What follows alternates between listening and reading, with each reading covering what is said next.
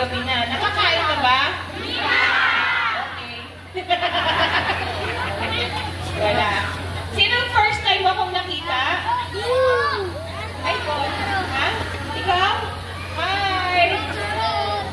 Ako pala si Ate Sara ng St. Gerard Construction na mas kilala nyo. Isa akong negosyante, isa akong builder-developer. Ang mga projects ko nationwide, kaya buong Pilipinas, ginagawa ko ng proyekto. So, kaya kung saan kami may project, kung kami tumutulong. Sino nakasali sa medical mission namin dito? Meron ba? May nag-medical mission na ba? Marami din. May bayad? O, di ba? Free service. Or pahapyaw kung anong kayang gawin namin. Ang St. Gerard Charity Foundation naman, ang may gawa noon na kaming dalawa, tinayo namin yun ni Kuya Curly. Ang Gerard, pangalan ng panganay kong anak na nandyan. Ayan o, si Gerard. Yan, para katotohanan na may Gerard talaga. Yan.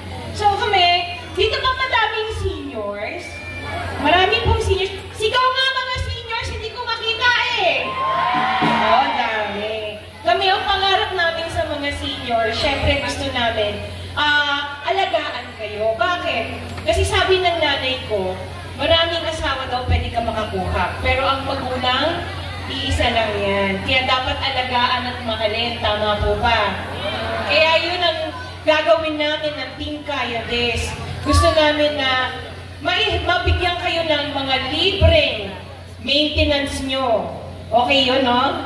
Tapos, maihatid pa yung libreng maintenance na yan sa bawat bahay.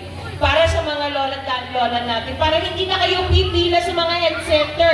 Tapos walang gamot. Ay, meron ba? Walang gamot, nahihirapan. Pero gusto natin, no, syempre, maibigay at maideliver yung servisyo na yan. Kasi healthcare, ang isa nga sa mga advocacies namin or priority. Kaya gusto natin din magpatayo ng isang 11-story na hospital. No, yung 11-story na hospital na yon, syempre nandun na lahat ng gamit, katulad ng CT scan, ng MRI, ng laboratory. Kasi, madami nagsusulisit sa office namin. Pwede po pandagdag ng MRI, pwede po pandagdag ng CT scan, pang laboratory. Kasi wala yata yun dun sa mga hospital natin. Meron po ba? Wala. Meron? May bayad. So gusto natin dun sa kalidad na hospital na itatayo natin, nandun siya libre at 24 hours on call yung serbisyong CT scan at MRI. No? Okay po? Yan. So, syempre, isa pa ang pangarap natin, may mga gusto natin magpatayo din ng eskwelahan. No? Kasi parang nabalitaan ko, yung ibang schools, hanggang 8 o'clock daw ang klase. Di ba parang gabi na yun, sobrang gabi na, para sa mga bata. Kulang yata tayo sa mga classrooms. Isa pa, late daw ang uniform. Late po ba? May uniform na po ba? Wala pa daw, wala pa. 1 week bago matapos ang klase. Dumating yung uniform. O di advance? Advance nga! Para sa susunod na pasukan. Hindi, syempre tayo bilang nanay, gusto natin, bago pumasok ang mga anak natin, kumpleto na sa gamit, di ba?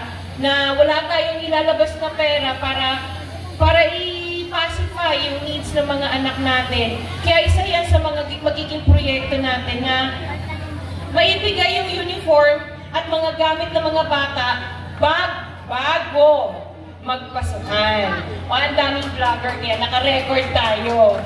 Bago magpasukan. Kasi, syempre ako isa din akong nanay. No, may 4 akong anak. Gusto ko, nandun na yung uniform. Sila na sa private school, pero nakahanda, dapat nakahanda yun. Katulad na nila, meron ng sizes na small, medium, large,